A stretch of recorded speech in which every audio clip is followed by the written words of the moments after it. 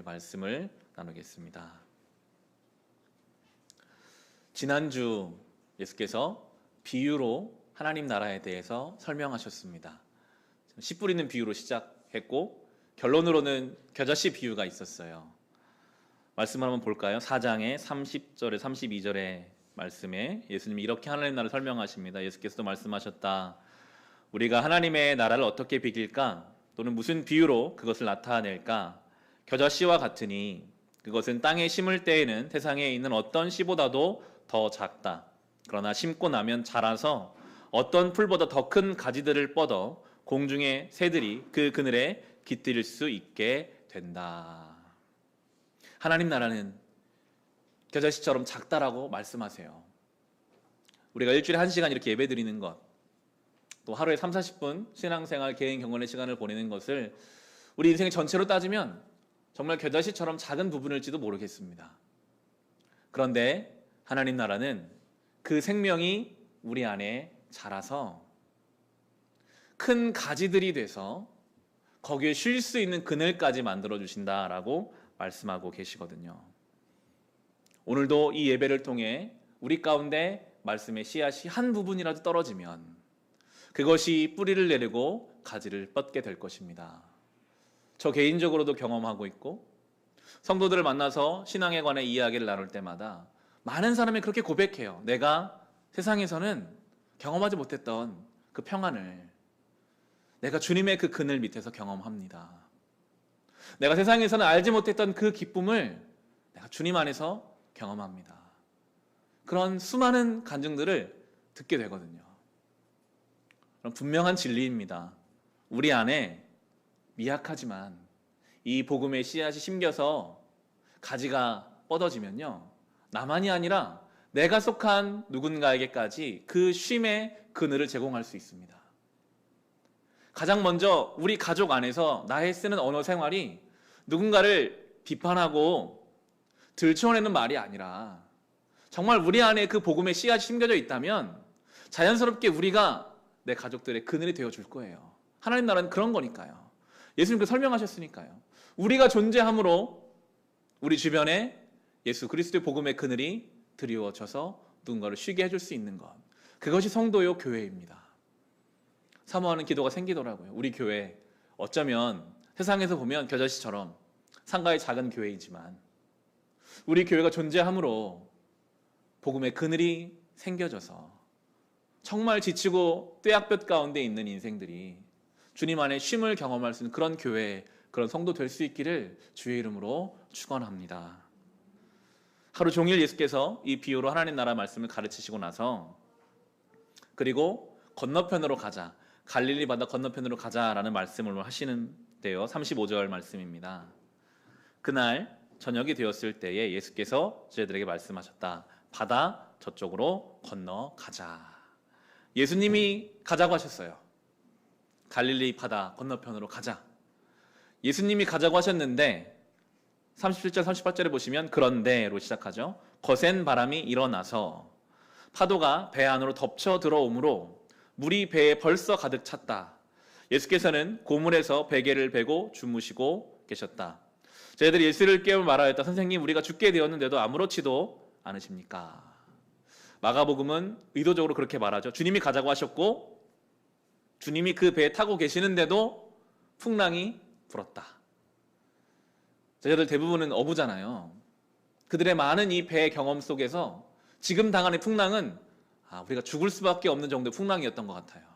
이건 우리의 어떤 항해 기술로, 어떤 우리의 운으로 이길 수 없는 너무나 심한 풍랑이다. 지금 우리 죽게 되었다라고 말하고 있을 정도의 상황입니다. 주님이 가자고 하셨고 주님이 내 배에 함께 타고 계시는데 아무리 생각해도 죽을 수밖에 없을 것처럼 느껴지는 두려운 상황. 지금 저희들의 상황인데 사실은 때로 우리가 그런 상황에 처할 때가 있잖아요. 우리는 그렇게 고백합니다. 주님이 나를 이 땅에 보내셨고 오늘도 우리는 이 광야 같은 인생길을 주님의 구름기둥 불기둥의 인도함 따라 갑니다. 주님이 보내신 인생이죠. 그리고 주님이 오늘도 나와 함께 하십니다. 그런 신앙 고백이 있어요. 그런데 풍랑이 불어요. 단순한 풍랑 정도가 아니라 정말 내 인생의 배가 뒤집힐 것 같은, 아무리 내 경험으로 생각해봐도 이건 해결할 수 없을 것 같은 그러한 인생의 두려운 풍랑이 우리에게 불어닥칠 때가 있습니다. 아마 배를 타고 처음 갔을 때는 좋았을 것 같아요. 하루 종일 그 말씀이 그들 안에 있었으니까요. 하나님 나라는 참 좋은 곳이구나. 다 이해하지 못했어도 그들 안에 그냥 은혜가 있었을 겁니다. 그리고 주님과 함께 배를 탔는데 아마 잔잔한 파도였을 거예요. 갈릴리 호수의 특징이 있다면 날씨가 급변한다라는 거라고 합니다. 갈릴리의 어떤 특징상 오전까지 좋았던 날씨가 갑자기 오후에 안 좋아지기도 하고, 그래서 더욱더 이 인생과 닮아 있다라고 표현해요. 오전에는 참 편안하고 좋았는데 우리 안에 은혜가 있었는데 오후에 갑자기 우리의 삶에 풍랑이 다가오기도 합니다. 어제까지는 너무 은혜가 있고 좋았고 잔잔했는데 오늘 갑자기 감당하기 어려운 풍랑이 찾아오기도 하거든요. 여러분의 삶은 요즘 어떠십니까? 혹시 이 제자들과 같은 풍랑을 최근 경험한 일이 있으십니까? 이 설교를 준비해야 해서 그랬는지 저는 개인적으로 어제 정말 이 풍랑 속에 놓인 자제들과 같은 그런 시간을 좀 보내게 되었어요. 두통이 제가 좀 원래 있는데 거의 월요일날 두통이 오거든요. 주일날 설교하고 뭐 이런 일들 때문에 월요일에 두통이 오면 괜찮아요. 쉬면 되니까요. 월요일에 약 먹고 쉬면 되니까. 그런데 어제 토요일에 너무 두통이 심하게 이제 오는 거예요. 오전에 전기 작업도 좀 하고, 그리고 이제 집에 들어가서 아이들을 아내가 혼자 보니까 빨리 가서 아이들도 같이 돌봐야 되고 마음이 급하잖아요. 설교도 써야 되고 정리도 해야 되는데. 그런데 두통이 심하게 와서 약을 먹어도 듣지를 않고 어떻게 해야 되나. 두통이 심해서 설교를 묵상을 하고, 이 오늘 본문은 사실 익숙한 본문이어서 뭔가 여기 새로운 것을 좀 더 이렇게 묵상해 내야 되는데 머리가 아프고, 거기다 저희 딸이 또 어제 엄청 심하게 막 보채는 거예요. 나중에 보니까 잠투정이었던 것 같아요. 거의 막 악을 쓰면서 아이가 막 계속 한 2시간 정도를 막 보채더라고요. 그 아이는 저와 함께 밖에 나가자고. 엄마도 안 된대요. 무조건 아빠가 나를 데리고 밖으로 멍멍이를 보러 가야 된다. 계속 멍멍이 하면서 저를 계속 나가자고 하는 거예요. 잠깐 나갔다 또 들어오려면 또 울고. 악을 쓰면서 아이가 막 투정을 부리는 그런 시간 속에 제가 제자들처럼 죽겠다는 이야기가 나오더라고요. 하나님 정말 죽겠습니다. 내일 설교 어떻게 해야 돼요? 내일 예배, 아직 예배당 정리도 잘 안 돼 있고 제가 일찍 가서 좀 정리도 해야 하는데요. 제 마음에 그런 생각들이 들더라고요. 제자들도 저도 주님이 가라 하신 길이요, 주님이 동행하신 것은 아는데 어떤 상황이 오면 우리 입술에서는 아이고 죽겠다, 못하겠다, 어렵다, 그런 이야기가 나오죠. 그때 예수님이 이제 모든 것을 정리해 가시는 게 39절, 40절입니다. 예수께서 일어나 바람을 꾸짖으시고 바다더러 고요하고 잠잠하여라 하고 말씀하시니 바람이 그치고 아주 고요해졌다. 예수께서 그들에게 말씀하셨다. 왜들 무서워하느냐? 아직도 믿음이 없느냐? 먼저 풍랑을 잠잠케 하세요. 고요하고 잠잠하라 말씀하시니까요. 제자들이 두려워했던 것은 예수님보다 풍랑이 더 세게 보인 거잖아요. 근데 예수님 한 말씀 한마디에 다 잠잠해져 버립니다. 우리 주님은 그런 분이십니다. 우리 인생의 풍랑을 잠잠케 하시는 분, 고요하게 하시는 분. 제 이야기를 좀 이어가면요, 설교도 다 못 썼고 한 70% 정도밖에 못 썼던 것 같아요. 두통은 여전히 심하고 저희 아이가 한 9시쯤 결국 잠이 들었어요. 근데 뭐 머리가 아프니까 설교를 쓸 수가 없겠다. 그냥 잠을 자버렸습니다. 약을 먹고 잠을 잤는데 한 1시 40분쯤 이제 잠이 깼습니다. 두통이 없어졌더라고요. 이 말씀이 많이 떠오르더라고요. 고요하라, 잠잠하라. 예수님이 나의 혼란스러운 머리를 잠잠케 하셨구나. 그래도 내가 이렇게 말씀을 준비할 수 있도록 나를 깨우시는구나. 아이도 편안하게 자고 설교도 그때부터 잘 준비하게 됐습니다. 아침에 7시쯤 나오는데 저희 딸이 언제 그랬냐는 듯 웃으면서 잘 갔다 오라고 저에게 뽀뽀를 해주더라고요. 참 무서운 아이구나. 악 쓰는 걸 한번 보셔야 돼요. 정말 어떻게 그 작은 책에 그런 악을 쓸까 나오는 그런 정도의 아이인데 또 기분 좋을 때는 막 손을 흔들어주면서 저를 보내줬는데요. 작다면 작은 풍랑 같은 하루를 보내면서 이 부분을 설교하신 오카노 목사님이 그런 얘기를 하시더라고요. 돌아가신 오카노 목사님이 참 중요한 이야기를 하세요. 하나님의 침묵과 하나님의 부재는 완전히 다른 것이다. 지금 이 본문에서 예수께서는 부재하신 것, 같이 안 계신 게 아니잖아요. 같이 계세요. 단지 침묵하고 계십니다. 주님이 침묵하시는 데에는 이유가 있습니다. 제자들이 하루 종일 하나님 나라에 대해서 배웠어요. 그 하나님 나라에 관한 비유의 말씀들은 멀리 저 천국에서만 경험하는 것이 아니라 오늘 바로 나의 삶에 일어날 수 있는 일들이거든요. 그 풍랑 가운데 예수님이 잠잠하게 침묵하신 이유는 그 풍랑보다 크신 주님, 그 주님이 나와 동행하시는 것을 믿는 믿음, 설령 배가 뒤집어져도 나를 구원하시는 그 하나님을 믿고 따라오라, 그것을 제자들이 경험하기 원하시면서 너희가 왜 두려워하냐? 아직도 믿음이 없느냐라고 말씀하시잖아요. 저도 왜 두통의 시간을, 또 그 가운데 아이가 너무 보채게 하시는 그 시간을, 설교를 다 적지 못하고 잠을 잘 수밖에 없는 그 시간을 보내게 하셨을까? 거의 요즘 그런 적이 없었거든요. 침묵의 이유를 묵상해 보게 되더라고요. 왜 하나님 나에게 그런 시간들을 보내게 하실까? 먼저는 늘 내가 뭔가 새로운 묵상을 잘 뽑아내서 내가 그걸 가지고 은혜를 끼쳐야지라는 제 마음의 교만이 있더라고요. 제가 하려는 거예요. 내가 머리가 깨끗하고 열심히 묵상해서, 물론 저에겐 그런 일이 필요하죠. 설교자로서 그런 작업 필요합니다. 그러나 하나님은 너의 세련된 설교로 내가 일하는 게 아니다. 설교가 엉성해도 내가 일한다라고 말씀하시는 것 같았어요. 교회 공사를 해가면서 막상 해보니까 제 마음에 안 드는 부분도 좀 있더라고요. 이거 왜 이렇게 됐을까? 이건 왜 이렇게 됐을까? 제 안에 그런 신경, 어떤 그런 마음의 부담도 있었던 것 같아요. 저에게는 교회 건물이 물론 중요하지만 교회 건물로 내가 일하는 거 아니다. 이 복음의 내용으로 일하는 것이다 라고 말씀하시는 것만 같았습니다. 하나님은 그래서 나의 그런 시간을 보내게 하셨구나. 혹 여러분의 삶에 지금 분명히 나 하나님이 함께 하시는데 왜 내 기도를 듣지 않으실까라고 침묵하시는 것 같은 시간이 있으시다면 그 침묵의 이유를 주님 앞에서 생각해 봐야 합니다. 분명한 이유가 있거든요. 그런데 감사한 것은 침묵에는 끝이 있다는 겁니다. 중요한 때에는 하나님이 나타나서 해결하시잖아요. 잠잠하게 하세요. 고요하라, 잠잠하라. 두려워 말라, 나를 믿어라. 주님께서 오늘 우리에게 말씀하시기에 우리는 그 싸움을 하는 겁니다. 하나님이 지금 혹시 침묵하시지만 하나님이 분명히 하나님의 때에 고요하고 잠잠하게 하실 거야. 두려움의 마음을 빼앗기는 사람들이 아니라 두려움과 싸우는 사람들. 왜 안 두렵겠습니까? 여러분 내일이 주일인데 설교가 안 써지고 잠을 주무시는 그 경험은 어떤지 모르실 거예요. 야, 내일 이거 어떻게 내가 설교단에 설까? 두렵죠.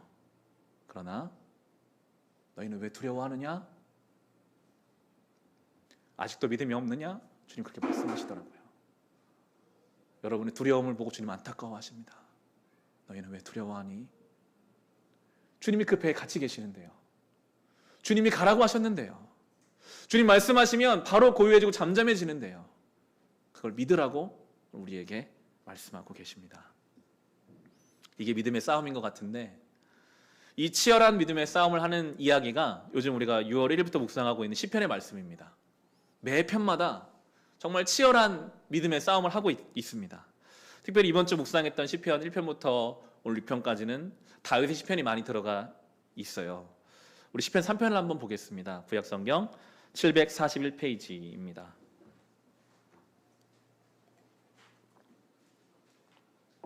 구약성경 741페이지 시편 3편.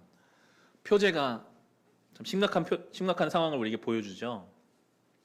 3편의 표제가 그렇습니다. 다윗이 아들 압살롬에게 쫓길 때에 지은 시.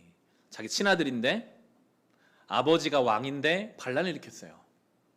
아버지의 신하들 몇몇과 작당해서 칼을 들었어요. 반란 일으킨다는 건요, 아버지를 죽일 수도 있다는 거예요. 여러분 얼마나 그 상황이 마음이 아픕니까? 내 아들인데, 내 친아들인데 나에게 칼을 들었다. 그 아들이 반란을 일으키려면 그가 믿고 있던 여러 신하들이 그를 배신한 거거든요. 배신감, 상실감.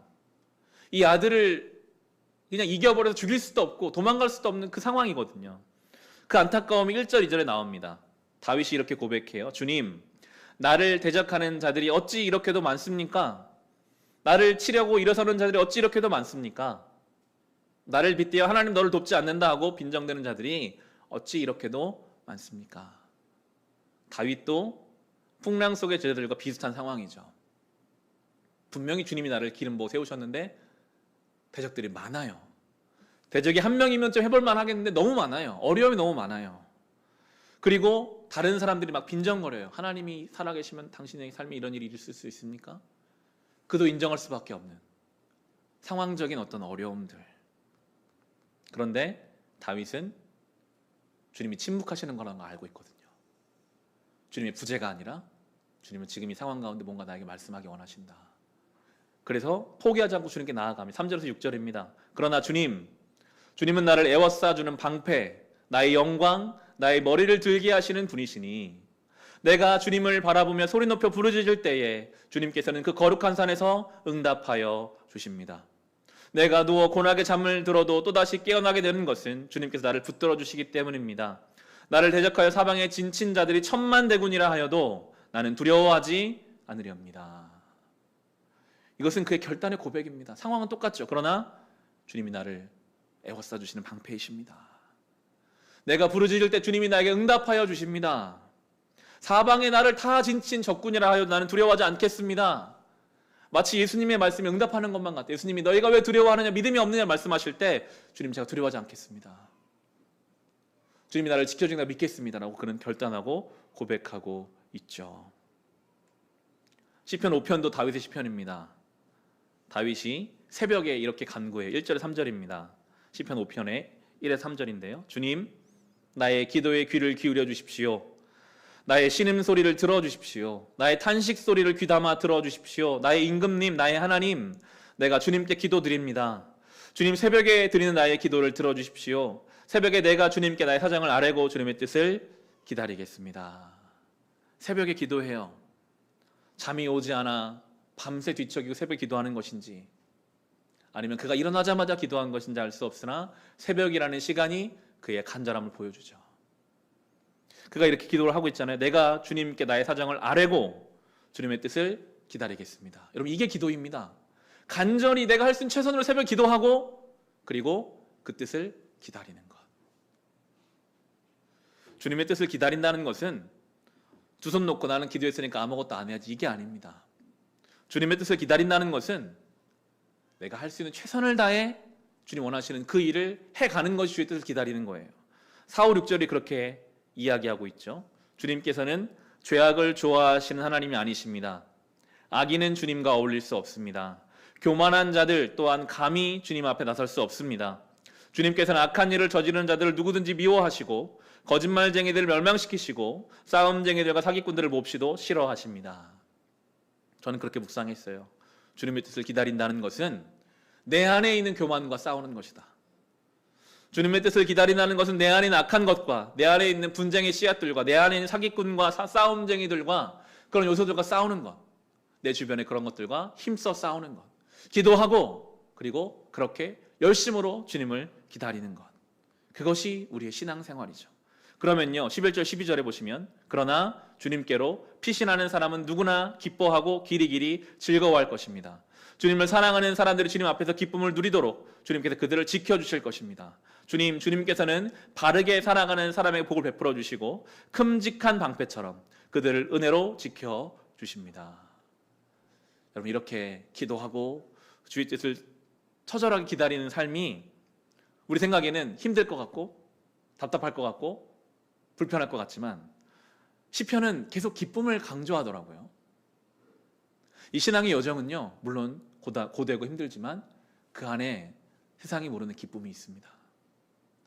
저는 그걸 사모하게 되었습니다. 정말 우리의 신앙생활이 십자가를 지고 주님을 뒤를 따라가는 것이지만, 그렇지만 거기서 주시는 기쁨, 거기서 주시는 즐거움, 시편은 계속 그 얘기를 합니다. 처절한 상황 속에서도 이 믿음의 길을 걷는 성도가 누릴 수 있는 기쁨과 즐거움이 있어요.